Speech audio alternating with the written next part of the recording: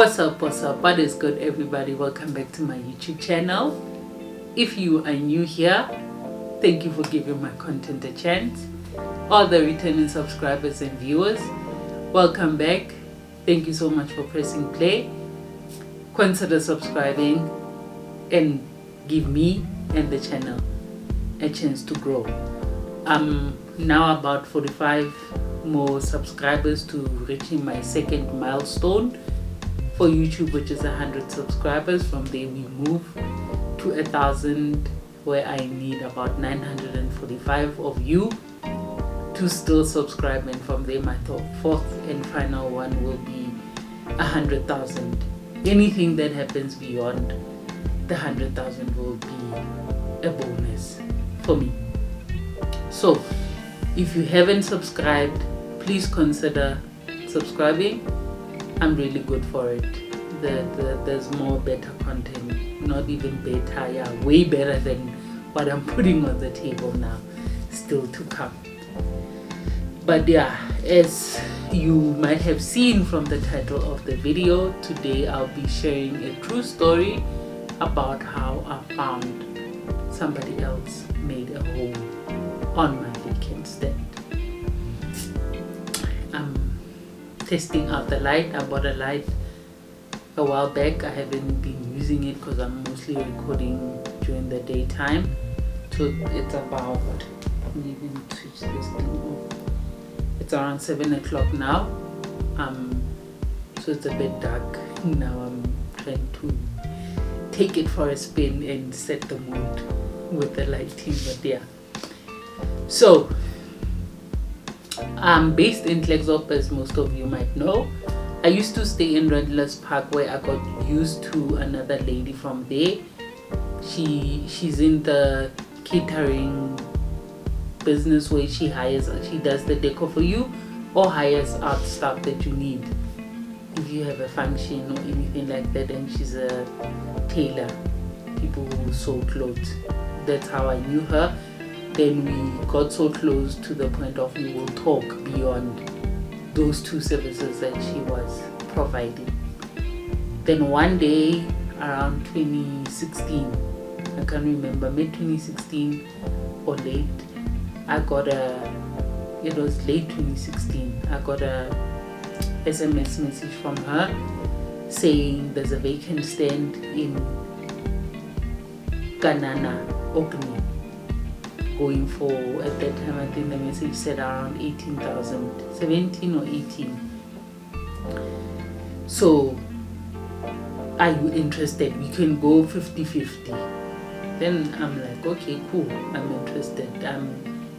If you know me, property business is my thing, and I'm like, well, cool, let's do this. Then she responds to say, oh, first Orkney, Klerksdorp is referred to as the part of the Kosh area, which is Klerksdorp, Orkney, Stilfontein and Hartbeesfontein. So Orkney, the location for that area, it's like a smaller mining town. To Klerksdorp is called Kanana.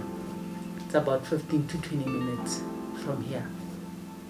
So her response now to me saying, no, I'm interested, is like, no, the message was not, I was sending to my daughter, it came to you by mistake. I'm like, no, it wasn't a mistake. Since well I've seen it, I'm interested, because I'm into the property thing. And then I'm like, 18K for a stand, that's a bargain. Wherever it is, I didn't care. It would have been my first purchase into the location. I'm interested. Then she's like, okay, she'll speak to the lady who put the offer forward to her to see if she will sell to me. And when she spoke with the lady, then she didn't have a problem. Then the lady's child got sick, who was based in Gauteng. She needed to leave to attend to that, and only when she came back would we now address the sale issue. I got in contact with the lady I always use for my transfer transfer lawyers, they call them conveyors. Then she drafted a sale document for us, offer to purchase, and all the other documents that we needed. Then okay, now when she came back, remember the price she had said was 18,000 when I got the message. Now it changed to say, no, increase it to 20K. I don't know, because it's me, it's somebody she doesn't know, but still I don't have a problem. Like, okay, 20K is not so bad, I can do that. Because also when you are a buyer, I would be the one liable for the fees with the lawyers to transfer from my name, from her name to my name, and they charge according to how much the purchase price of the sale. Then I'm like, okay, 20K is still not bad. This side I can pay plus minus for my 5K there. 25K sale is not gonna be too bad. Then the first hiccup now becomes at the municipality. They're owing for the rates and taxes because the stand, somebody used to occupy there, or let me put it like this. Ishita's dog. The person who owned the stand was a grandfather, the father to this lady who was selling, but she gave it to this lady's daughter.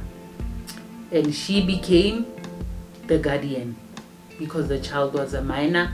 So she was put in as a guardian to look after the interest of the child where the stand is concerned, which was long ago. Now other family members were occupying the stand. I don't know what had happened, and then they decided no, they're moving, and it just stayed there, and they felt, they need to get rid of it, and that's how the sale came about. So it turns out that the municipality, nobody was paying the rates and taxes, which has now accumulated to about 15K, and before they can transfer to me, those areas need to be cleared. From being cleared, that's where we get the clearance certificate and the monies that when I take it over, I'm not starting on any balances. I need to start on a clean slate. I don't take over anyone's debt, if I can put it that way. Now it means now the price must go up, because if she's selling to me for 20K, paying 15 means she's only pocketing about 5K. She asked that we increase the price again to 25K so she can at least have about 9K, 10K in her pocket. Hi, cool. I'm like, okay, 25K is still not bad. I can do that, the sale can go through. Now, second hiccup. When we wanted to do the transfer, it showed that the title deed was still showing in the grandfather's name under the estate. Now it needed to move from that old man's estate to the lady as the guardian of the child, from her then to me. For that to happen, if you know, estates are dealt with from the masters of the court office. For us, it works with amounts. If it's a certain amount, it can be done locally. If it's more than like 250,000, you need to go to Mafeking. If it's more than a certain amount, then Pretoria, they move up with the towns. So hers needed to be done in Mafeking. Cool, we got the documents here. I took leave. One day we drove to Mafeking thinking, we're just gonna get the stamp, make it a one-day trip, come back, sort this thing out. We get there, everything else is there. There's one document they needed from the court we didn't have. And they're very strict, those people. They don't sign off, but they checked everything, saying everything is fine, but there's this one other document you don't have. Bring that one, only then we can stamp for you. So when we came back, we went straight to the local one where they gave us that document that was missing. Then we agreed for the lady will now be the one to go back alone, use public transport to go to Mabato, because she saw that it's easy to get to those offices, get the stamp and then come back. So we can give the documents to the lawyers to now do the 3-way transfer. Cool. In a week or so, she went, got the document stamped. Cool. Now I paid the money over to the lawyer's account, because I must pay the lawyers, then we agree for it. It's fine. The monies can be used to go clear the municipal debt, which was a risk on my side, because should anything have gone wrong, I would have spent money on something that was not mine. At that time, we're not registered, and I can now go. It would mean I've cleared somebody else's debt, and then I would need to go fight her to say, give me my money, because the sale never went through. Luckily, everything went well. I was transferred to my name. Cool. After that, now I make contact with my architect, the guy, old man I used to use as my architect to draw my plans. He designs for me, and then what I wanted to do was to build a rental property with 8 rooms on the stand, 4 at the bottom, because it wasn't a big stand. I thought, well, let me work my way up instead of sideways and having a 1 level. It will fill up the yard, so let it rather go up. She draw. I tried to look for those plans. I don't have them anymore here, but I have pictures here. I found pictures on my phone and on my email. I don't know if you can see how the plants look like, and this is how the property was gonna be like, but maybe I will put them up and you can see them better there. Sharp. Well, he did the plans, as you can see. Then I just decided, okay, the plans are done, let me go submit at the municipality to get them stamped and approved. They're like, no, where are the engineering plans? Hey, what engineering plans? And then they got one inspector to explain to me, if you are building a 2-story building or more than 2 stories, you need to have engineering plans outside of these normal plans flow that we used to. And I needed to apply for rezoning, because I was now going to do something out of the ordinary into that stand, which is not what it was meant for. Hey, back to the drawing board now. Cool, I go back to the office. Luckily, I work for an engineering company. I know we do have town planners, we do have civil engineering guys. Spoke to one guy I know, he's a town planner. Then he's like, no, he doesn't do this type of work, on a private capacity, but he can refer me to someone. I got the person, he quoted me around 14K. Then I remembered that Kolahofo at my father's house, our friend opposite me, by the company he works for, they also doing town planning thing. Spoke to him, then referred me to his colleague who I had a meeting with. They explained to me the whole process. That's when I learned what rezoning is, and they quoted me around 20K for the whole project, and I mean 6K difference. Clearly I went with the other guy. Cool, gave him what he needed. Process started, explaining how long it will take and whatnot. Then while he was busy there, then I'm busy with now looking for the engineer. Went to the civil engineer, one lady I know, she's like, I don't do that, but I know someone. He's also working for our company. Sorry, but he is based in Bloemfontein. He has a private company where he can do. Got hold of the guy, cool. Started talking on email. His quotation was also around 14K. but you first do a deposit of 40%, then he does the drawing, then first inspection, and then you pay the balance once the project is over, because he needs to come and sign off and inspect that, you know, the structure is not gonna fall on people. It's like his responsibility now, that part.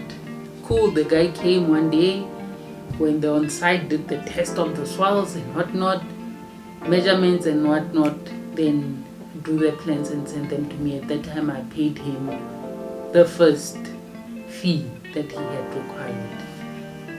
Then he told me to start getting quotations for the slabs.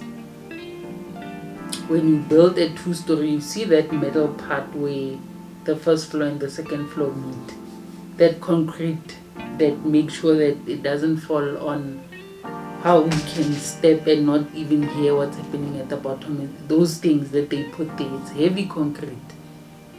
To get quotations on that. Then those people also wanted the engineering plans and the original ones. I emailed.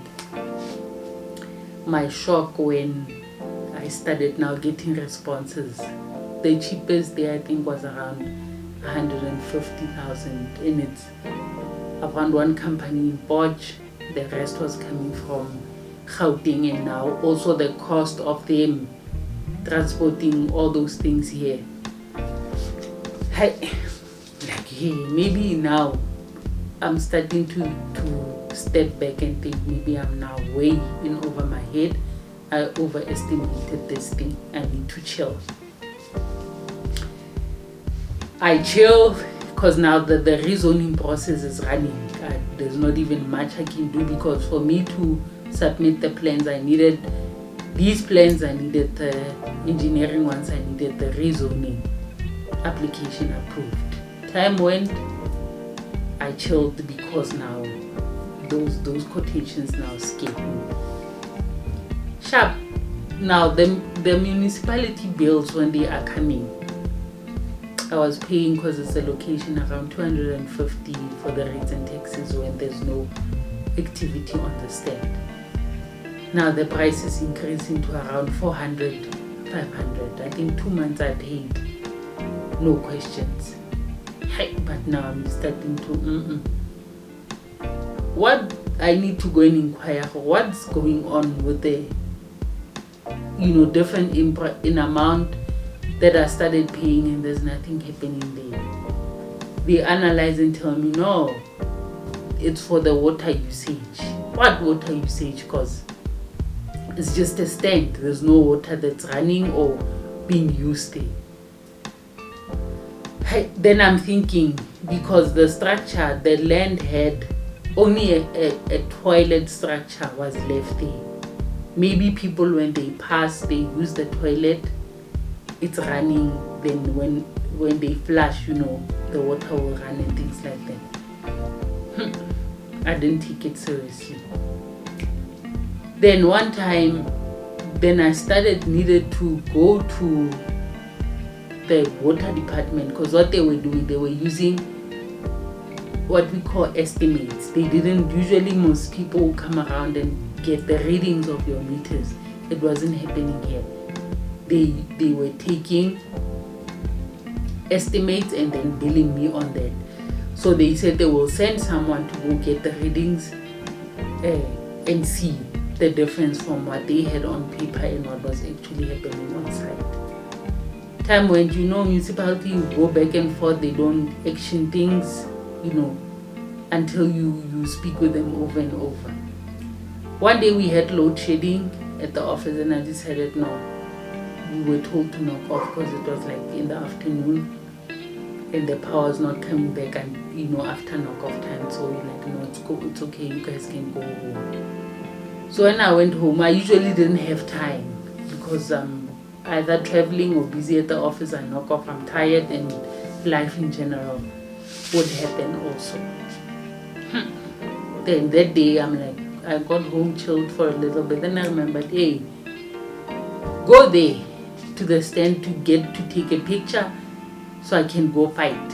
Now that was my thoughts. I'm going there to the municipality to like, yo, what's going on? here are my readings. Why are you still billing me? Because there's nothing happening. Because there's stand. Little did I know.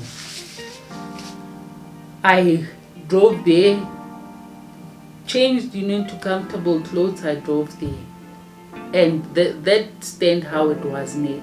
When you come by this street, and then I'm supposed to turn, there's a house on the corner and the stand is behind that house. So immediately when you turn, you can see the stand. A shack on the yard. So my heart starts racing now at that exact time. Then I needed to drive in, turn, and now drive into the yard. And as I'm driving into the yard, what I'm facing is the toilet structure. There's a tap there. There's kids at the tap washing dishes, so in pots the water is running.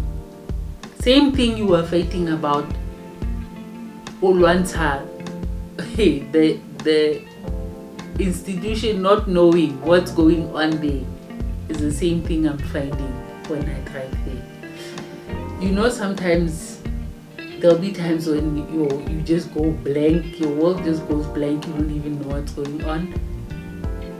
I felt that thing in that split second, sitting in that car. Just told you need to calm down, because my biggest worry was I'm not a fighter.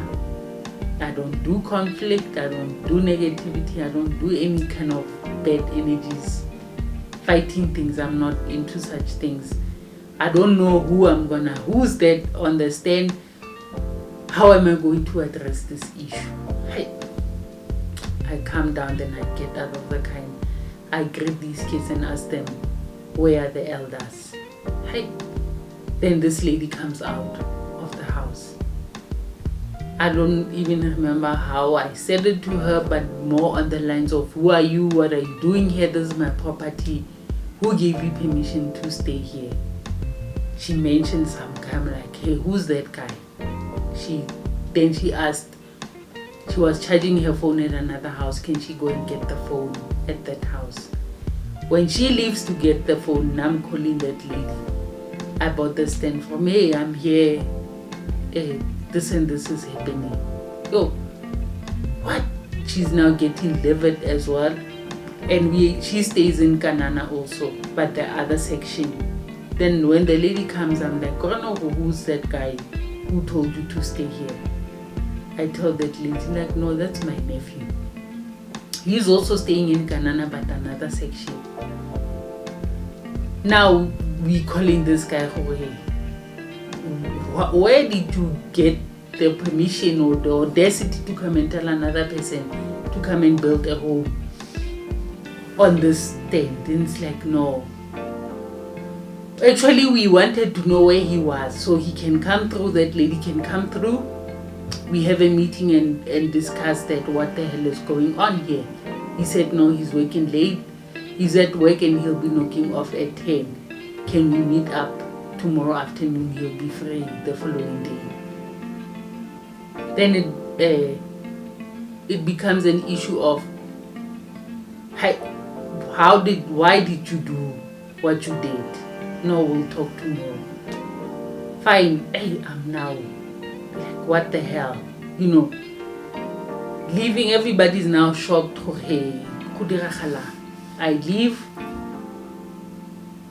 I don't even know how my day went that day. The morning, afternoon, I drove. Because when you enter Kanana, that lady I bought from doesn't stay far from where you enter. I picked her up. We drove to the stand. Now we're calling, waiting for that guy. He's not showing up. Then we call his mother. It's like, no, he's not home. What's going on? And his story is that he knows the stand is for another family member. So he saw it vacant standing there. This lady was looking for a place to stay. He just said, no, go stay there so long while you are sorting your things out. Which is still wrong. Even if it wasn't mine, you can't just go tell people without discussing with the owners. The lady I bought from, she was so angry. She was ready to F things up. she was in that fighting mood, wanting to attack this lady. I'm like, no, chill.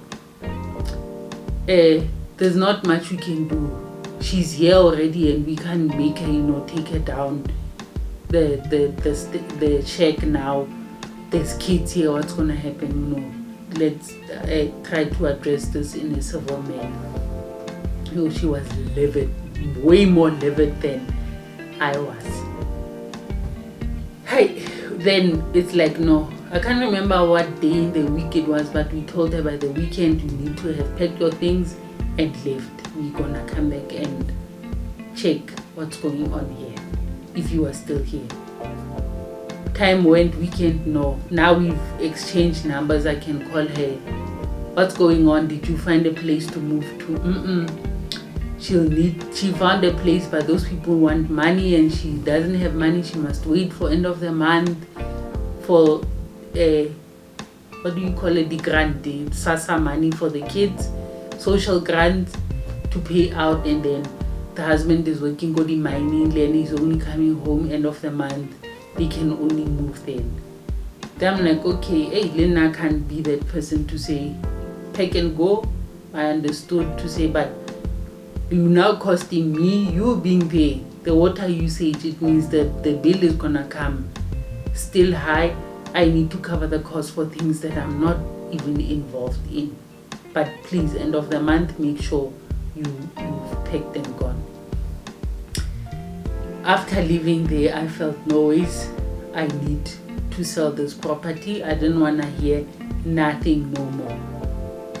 Then I made contact with my agent, the lady I used as an agent. She put it out for me. I asked for 50K because I didn't even want to, put up ridiculous higher amounts than what I got. I said 50K. I just wanted to see it sold and gone. Luckily, a few weeks, some guy from Carltonville, I got a buyer for you. He put the sale. I'm like, cool. Do the documentation. We didn't even need to meet with the guy. Everything can happen via email. Now, the other thing, immediately after this lady moved, what I did, I got the guys I know who do construction to go demolish the toilet, make sure there's nothing there that can make anyone want to stay there. Made contact with the municipality to go remove the meter before I put it up for sale, thinking there's nothing that it's gonna take me a while to kickstart the project because of the funds and I'm gonna need for the slab, and I felt no, this is not it. So when this guy now decided to buy, the clause, additional clause on the contract was that there needs to be a water meter. Now what did I do? I've gone and removed that thing. Went to the municipality. Now it's another trip for them to now go and install a new meter, water meter. Another back and forth with these guys. No, we'll go there. On their system it shows there's a meter, but I'm telling them there's nothing there. The meter was removed. It became another 4 weeks back and forth. Now the issue became the transfer was done. I cannot now receive my monies that this guy paid to buy because I did not fulfill that clause of installing the meter, meaning I must now cough out money again to the municipality to go install that thing again. Lesson, doing things out of anger. It led me to spending another 4K to have that thing installed. But the way I was up to here, I didn't like it. It cost me more trouble than it was worth. I'm like, screw it, I'll pay that money. Then it took a while. I went so many times go that municipality. I even have to now have people's cell phone numbers not to call the office. You know, they made it knowing them by name. Koraki, I'm like, who's the person that I'm looking for, making promises to me. Yo, Sawara will get it done. Wait till people already know who you are and what you are coming here for. Eventually, after a while, it was done and I got paid. But I sold now at a loss because I couldn't recover the rezoning monies. I couldn't recover, the engineering amount. I couldn't recover what I paid to reinstall that meter. I paid for the plans and things like that, and what I sold for and what I spent, there was a minus, but it didn't matter to me at that time. And it got me thinking that I need to relook my portfolio and have all my investments like nearer to me, where it's easy for me to keep an eye on what it is that is happening. And it put me off, honestly, it put me off wanting to buy more property or to show interest any further than where I was at that time. But it was a great experience. You know, they say some things are more lessons than they are experiences. You know, come with great lessons, and I learned from this. I learned a lot that whatever I'm gonna do next, if I look into doing a project like that, I'll be ready for it. And I was so excited because where I wanted to build, that area has a mall, a shopping center was going to be built around that area. I just saw myself selling out those rooms, all 8 of them, because I wanted to have classy, you know, clean, high standard, posh type of rooms that they're going to go as quickly. Not thinking, no, usually when shops open, somebody from another town will be promoted to come here and be a manager, store manager or something. I'm like, yo, there's a school nearby there. I just saw myself, no, I'm sorted in this area. I didn't know. Family affairs came into. I never even got to meet that guy who did all of this. Only even the mom who was spoken to over the phone. Then I swear to say, no more outside of way nearer to me, then maybe it's easy for me to pass and see what is happening there. But lesson learned, I'm good now. And this was around, I bought around 2016, and all of this happened around late 2017, and I sold in early 2018. And it's cool, I'm still here, better than where I was before.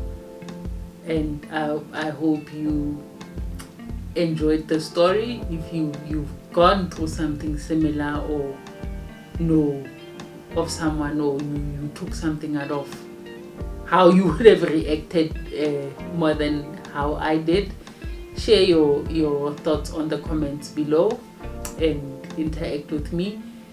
Click the like button if you enjoyed it, and please subscribe if you haven't.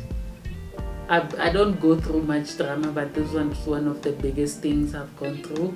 I'll see which other story I can share as time goes by.